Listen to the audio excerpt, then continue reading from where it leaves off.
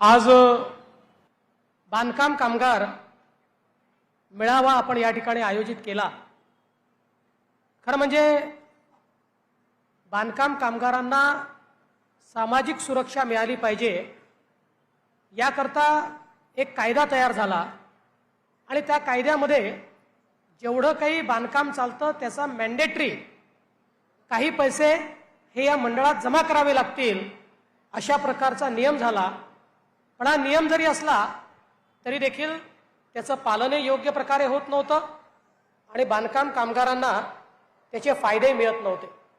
जेमतेम 3-4 लाख बांधकाम कामगार नोंदीत होते।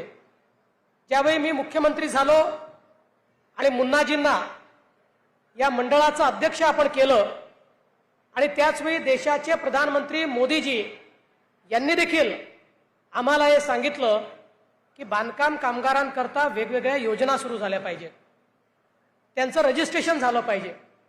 आणि मग आपण मोठ्या प्रमाणात ते रजिस्ट्रेशन सुरू केलं। मला आठवतं की 5 लाखावरनं हे रजिस्ट्रेशन आपण 20 लाखापर्यंत नेलं।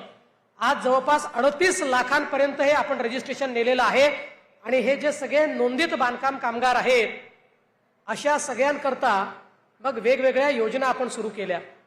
या योजनांमध्ये त्यांच्या पाल्यांना मुलांना शिक्षणाकरता स्कॉलरशिप देण्याचा निर्णय आपण घेतला। पहिलीपासनं तर ग्रॅज्युएशन पर्यंत वेगवेगळ्या प्रकारच्या स्कॉलरशिप आपण देतो। त्यांना जर आयकॉनिक इन्स्टिट्यूशनमध्ये ॲडमिशन मिळाली तर त्याची सगळी फी देखील आपण त्या ठिकाणी देण्याचा निर्णय घेतला। आमचे जे हे कामगार आहेत यांच्या परिवाराला 5 लाखापर्यंतचा सगळा इलाज हा मोफत देण्याचा निर्णय आपण त्या ठिकाणी केला। एवढंच नाही तर कौशल्य प्रशिक्षणाच्या माध्यमातून मुलांना स्किल ट्रेनिंग देण्याचा निर्णय आपण केला। यासोबत आपले जे हे काही बांधकाम कामगार आहेत जे स्वतः काम करतात पण त्यातल्या अनेकांचं स्वतःचं घर नव्हतं, आपण त्यांच्याकरता अटल आवास योजना सुरू केली आणि निर्णय केला प्रधानमंत्री आवास योजनेच्या अंतर्गत 2 लाख रुपये आणि अटल आवास योजनेच्या अंतर्गत 2 लाख रुपये असे 4 लाख रुपये ज्या बांधकाम कामगाराच्या जवळ स्वतःचं घर नसेल त्याला 4 लाख रुपये देण्याचा निर्णय आपण केला। आणि त्यासोबत त्यांना सगळ्या प्रकारचं ट्रेनिंग देऊन या टूल किट असतील, भांडी असतील, अशा प्रकारची सगळी मदत ही त्यांना देण्याचा आपण निर्णय केला। आणि आज मला अतिशय आनंद आहे की पुन्हा आपलं सरकार आल्यानंतर अत्यंत वेगाने आपण हे काम सुरू केलेलं आहे। आज बांधकाम कामगारांना हे जे कार्ड या ठिकाणी आपण देतोय, मुन्नाजींनी सांगितलंय खरं आहे, हे कार्ड केवळ भांड्यापुरतं मर्यादित नाही आहे, तर या कार्डामुळे आपल्या मुलांना शिक्षणात मदत मिळणार आहे। या कार्डामुळे आपल्या परिवाराला जो काही कधी आजारी झालं तर इलाजामध्ये मदत मिळणार आहे, आपल्या परिवाराला घराकरता त्याच्यात मदत मिळणार आहे आणि अनेक योजना आहेत, जवळजवळ 10-12 योजना। म्हणजे त्याच्यामध्ये इन्शुरन्सची योजना आपण तयार केली आहे। सगळे जे आपले बांधकाम कामगार आहेत त्यांना इन्शुरन्स देऊन त्यांना अपघात झाला, दुर्दैवाने कोणी जखमी झाला तर त्याला पैसे मिळणार आहेत, एखाद्याचा मृत्यू झाला तर त्याला पैसे मिळणार आहेत। सामाजिक सुरक्षिततेकरता ज्या ज्या गोष्टी आवश्यक आहेत, ज्याच्याकडे कार्ड असेल त्याला या सगळ्या गोष्टी या ठिकाणी मिळणार आहे। एक प्रकारे हे जे कार्ड आहे हे तुमचं कवच आहे की जे कवच तुमच्याकडे असेल तर निश्चितपणे भविष्यामध्ये खूप गोष्टी आपल्यापर्यंत या ठिकाणी पोहोचणार आहेत। आणि म्हणूनच मोठ्या प्रमाणात हे रजिस्ट्रेशन आपण सुरू केलं आणि मला अतिशय आनंद आहे की या ठिकाणी आपल्या सर्व नगरसेवकांनी प्रयत्न केला आणि मुन्नाजींच्या माध्यमातून मोठं रजिस्ट्रेशन करून आज कार्ड आपण या ठिकाणी वाटतोय आणि ज्यांना कार्ड मिळणार आहेत त्यांना किट, भांडी, सगळ्या गोष्टी त्या ठिकाणी त्यांना कुपन मिळेल, त्या माध्यमातून मिळणार आहे। मला असं वाटतं की आपलं जे सरकार आहे मोदीजींच्या नेतृत्वात आणि महाराष्ट्रामध्ये आपलं सरकार हे सातत्याने सामान्य माणसाच्या जीवनात काय परिवर्तन करता येईल अशा प्रकारचा प्रयत्न आपण करतो। आपल्याला कल्पना आहे, आपण लाडकी बहीण योजना सुरू केली। आज आपण वर्षाला 18,000 रुपये, महिन्याला 1,500 रुपये लाडक्या बहिणींच्या खात्यामध्ये देतो। आता ज्यांचे फॉर्म ऑगस्टच्या शेवटच्या महिन्यात नंतर ऑगस्टच्या शेवटच्या वीक नंतर भरले गेले आहेत अशा सगळ्या लोकांना ऑगस्ट आणि सप्टेंबरचे जे पैसे आहेत ते आता आपण या महिन्याच्या शेवटी देऊ, ऑक्टोबरमध्ये पुन्हा ऑक्टोबर नोव्हेंबरचे पैसे देऊ।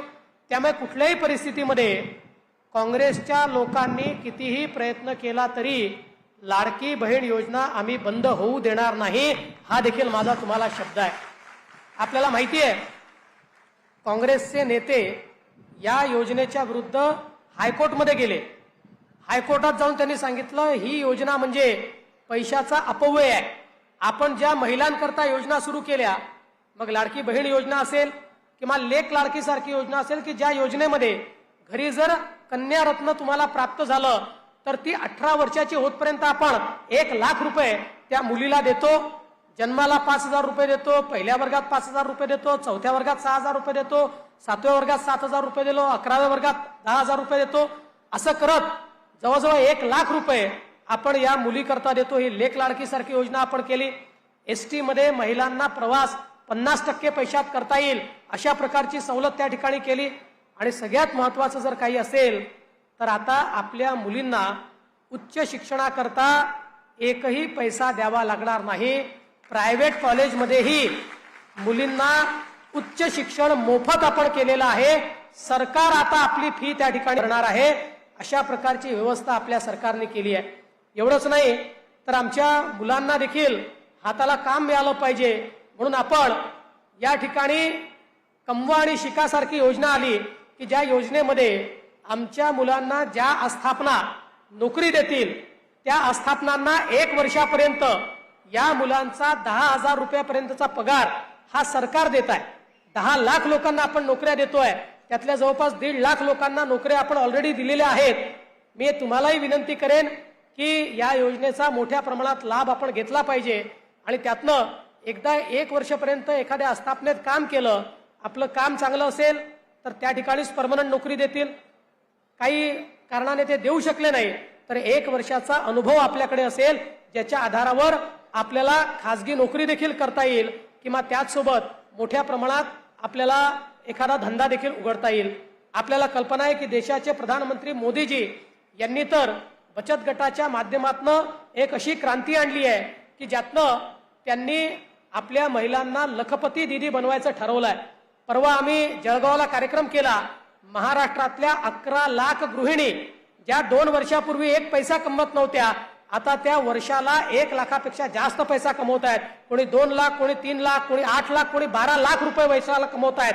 अशा लखपती दिदी 11 लाख लखपती दिदी मोदीजींनी महाराष्ट्रात तयार केल्या. आमचा प्रयत्न आहे की येत्या काळामध्ये 25 लाख आणि त्यानंतर 1 कोटी महाराष्ट्रातल्या महिलांना लखपती दिदी बनवायचं, म्हणजे ज्या स्वतःच्या पायावर उभ्या राहतील, आपलं घर संसार चालवतील आणि निश्चितपणे त्यांच्या जीवनामध्ये एक मोठी क्रांती ही येईल. अशा प्रकारच्या अनेक योजना या आपण या ठिकाणी राबवतो आहोत, जेणेकरून सामान्य माणसाच्या जीवनामध्ये एक मोठं परिवर्तन आलं पाहिजे. आता या सगळ्या योजनांच्या विरुद्ध काँग्रेसचे अनिल वडपल्लीवार हे त्या ठिकाणी सुनील केदारांचे जे प्रमुख आहेत ते कोर्टामध्ये गेले. पण काळजी करू नका, कोर्टात आम्ही सांगितलं आम्ही या योजना ज्या आणलेल्या आहेत त्याच्याकरता आमच्या बजेटमध्ये पैसा आहे, आम्ही तो पैसा ठेवलेला आहे, आम्ही हवेतल्या योजना आणलेल्या नाही आहेत आणि त्यामुळे कोर्टानेही त्यांना स्थगिती दिलेली नाही.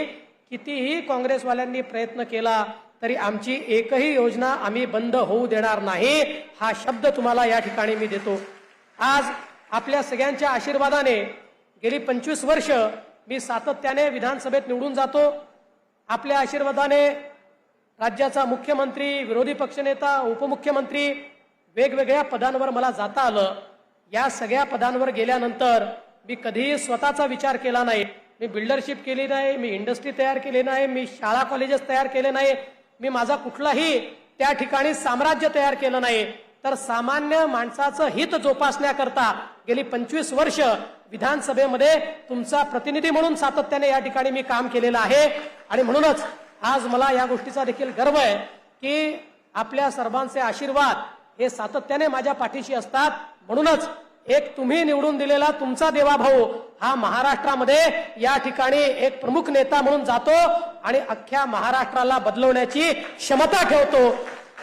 ही क्षमता ही देवाभाऊची क्षमता नाही आहे, ही तुमची क्षमता आहे. तुम्ही माझ्या पाठीमागे उभे आहात म्हणून ही क्षमता मला मिळते, म्हणून त्या ठिकाणी जाऊन आपण हे काम करू शकतो.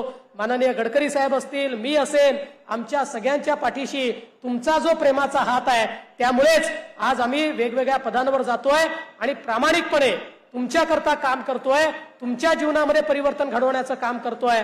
मला या गोष्टीचाही आनंद आहे की आज हजारो कोटी रुपयाची कामं आपण या दक्षिण पश्चिम मध्ये केली. भविष्यातही लोकांच्या अडीअडचणी आपल्याला दूर करायच्या आहेत आणि त्या निश्चितपणे आपण दूर करू हा विश्वास मी तुम्हाला देतो. पुन्हा एकदा आपल्या सर्वांचे मनापासून आभार मानतो आणि आज हा जो कार्यक्रम आहे हा आयोजित केल्याबद्दल दक्षिण पश्चिम मंडळाचं मनापासून अभिनंदन करतो, आभार मानतो आणि माझे 2 शब्द संपवतो. धन्यवाद. जय हिंद.